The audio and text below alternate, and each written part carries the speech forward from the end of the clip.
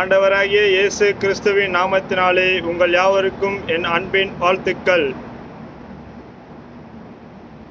இன்றைய கர்த்தருடைய வார்த்தை ஆசீர்வாதம்.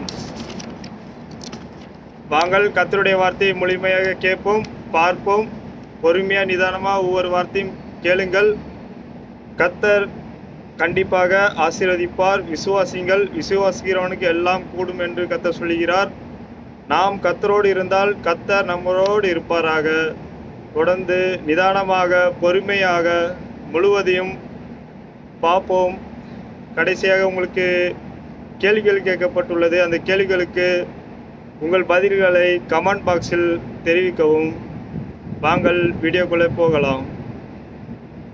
நீ என் சொல்லுக்கு கீழ்ப்படிந்தபடியினால் உன் சந்ததிக்குள் பூமியில் உள்ள சகல ஜாதிகளும் ஆசீர்வதிக்கப்படும் என்றும் என் பேரில் ஆணையிட்டேன் என்று கர்த்தர் சொல்கிறார் என்றார். ஆதியாகமம் 22:18.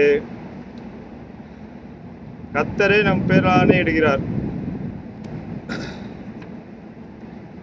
நான் உன் சந்ததியை வானத்தின் நட்சத்திரங்களைப் போல பெருக பண்ணி உன் சந்ததிக்கு இந்த தேசங்கள் யாவையும் தருவேன்.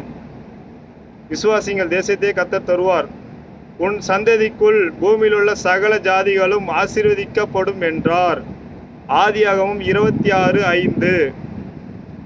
ஈசாக்கு அந்த தேசத்தில் விதை விதைத்தான். கர்த்தர் அவனை ஆசீர்வதித்ததினால் அந்த வருஷத்தில் பலன் அடைந்தான். ஆதியாகமம் 26:12. இடையில் சில வேடு விடப்பட்டிருக்கும். அதுதான் உங்களுக்கு இன்றையான கேள்வி.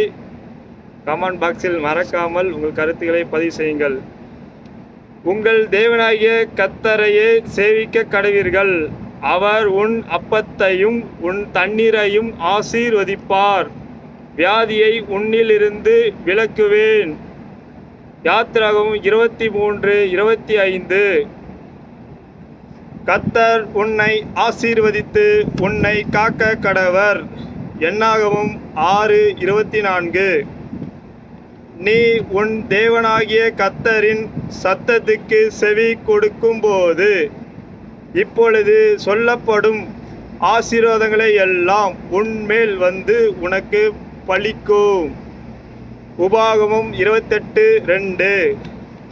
தேவரீர் எங்களுக்கு இறங்கி எங்களை ஆசீர்வதித்து உம்முடைய முகத்தை எங்கள் மேல் பிரகாசிக்க பண்ணும். சங்கீதம் 67:2. நிச்சயமாக நான் உன்னை ஆசீர்வதிக்கவே ஆசீர்வதித்து உன்னை பெருகவே பெருக பண்ணுவேன் என்றார். எபிரேயர் 6:14. விசுவாசிகள் கண்டிப்பாக நிச்சயமாக ஆசீர்வதிக்கவே ஆசீர்வதிப்பார் கர்த்தர். கர்த்தருடைய வார்த்தை நேற்றும் இன்று என்றும் மாறாத வார்த்தைகள். கர்த்தருடைய ஆசீர்வாதம் உங்களுக்கு உண்டாவதாக. கர்த்தரின் நாமத்தினால் உங்களை ஆசீர்வதிக்கிறோம் என்று வழிபோக்கர் சொல்வதும் இல்லை. சங்கீதம் 129:8. அவனை ஆசீர்வதித்து வானத்தையும் பூமியையும் உடையவராகிய உன்னதமான தேவனுடைய ஆசீர்வாதம் ஆபிரகாமுக்கு, அதாவது எடிசனுக்கு உண்டாவதாக. ஆதியாகமம் 14:19.